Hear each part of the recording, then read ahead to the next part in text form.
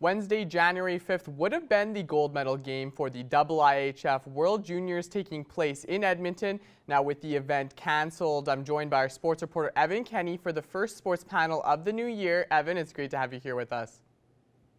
Yeah, it's nice to be here, Jace. Just unfortunate that it is in these circumstances, really. Yeah, definitely not the news that hockey fans wanted to hear. So starting off, can you kind of give us a rundown of what took place last Wednesday? Yeah, Jace, like you said, last Wednesday, December 29th, is when the IIHF shut down the 2022 World Junior Championship. But really, Jace, it goes back a little bit further than that. 11 pre-tournament games were canceled before the tournament had even begun. Those were going to begin, I believe, on the 22nd, and instead they got pushed back and they had to play on the 24th for their pre-tournament games there. So really, it went back to there. Day one of the tournament sort of went off without a hitch when it comes to a COVID perspective. However, day two Americans tested positive, and they were forced to forfeit their game against Switzerland. From there, day three was fine, and then day four is really when things hit the fan, to say the least. A player from Czechia tested positive, which made them forfeit their game against Finland. And then later on, a Russian player tested positive, so they had to cancel their game against Slovakia. Now, Jace, since the tournament has ended, 6 different tests have come in as positives from players within this tournament, and it was from 5 different countries. Because of this, every single country participating in the World Juniors this year had at least one positive test, and it equals out to 16 total positives between players and other people around the tournament. Now, since this news came out, obviously disappointing news, what has reaction been like throughout the hockey world?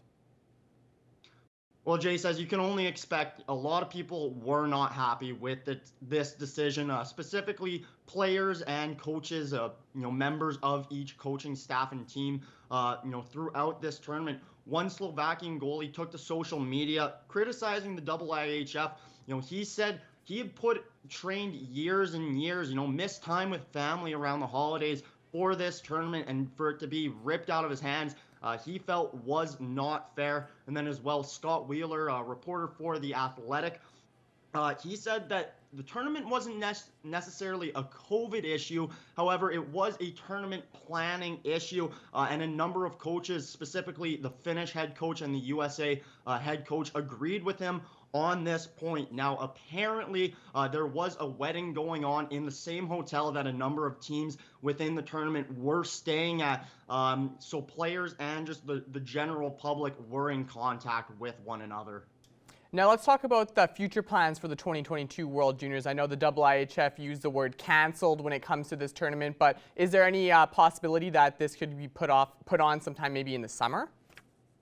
Yeah, Jace, you bring up that it was canceled. The IIHF specifically said that this event was canceled. Not necessarily that the World Juniors of 2022 was canceled, but just this December-January event. So IIHF President Luc Tardif, he said that the Federation wants a month or so. With this time, they can see what things are like COVID-wise, and as well, they have a month now to pretty much game plan and see what the possibilities are. Now, sort of the hope and the thought of this time is that Canada will host once again coming up in the summer. But like I said, that's just a hope or a thought. They really still need to iron out a lot of wrinkles. And this is a tournament that always takes place during the holidays, so it'd be interesting to see what it would feel like to have it not take place over that Christmas, New Year's time. Now, it's unfortunate that we didn't get to see the tournament continue throughout all the way through to the championship, but from what you saw, who stood out on the ice? Jace, there's a couple very, very apparent all-stars, or rather future NHL All-Stars who played in this tournament, specifically 2 historic players in Owen Power and Connor Bedard. Owen Power, 6'5", and he's mobile. He walks the line as if he's Cale Makar, and he thinks 10 steps ahead as well. His patience was just through the roof. He really put on his display, being the first Canadian to score a hat trick at the World Juniors. Pretty impressive feat. And then Connor Bedard, like I mentioned, joined a club with only Wayne Gretzky. Just Connor Bedard and Wayne Gretzky. That's okay company to be with as the only 16-year-old players to score 4 goals in a game. And Jace, from watching him, you could not even tell he was 16 years old. He was getting in the gritty areas. He was thinking through the roof, and he showed his NHL level shot there. Couple other guys from Team Canada specifically that I really liked. Mason McTavish, he looked like a man among boys, physically dominating other players out there. And then there was a WHL line filled with Neighbors, Greg, and Sarduf. I really liked all these guys just from the point of view of when you move up to that NHL level, there's already, 2 lines of all-star goal-scoring wingers. You have to be able to bring a different element to your game, and I thought all 3 of those guys did. Taking a look at a couple players from different countries who impressed me.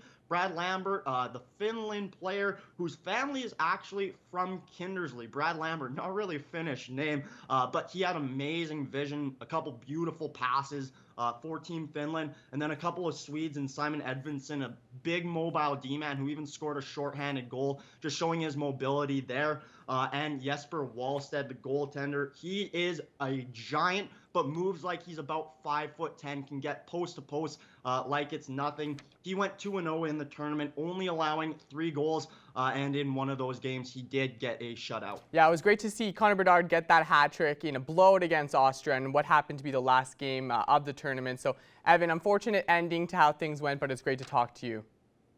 Yeah, thank you, Jace.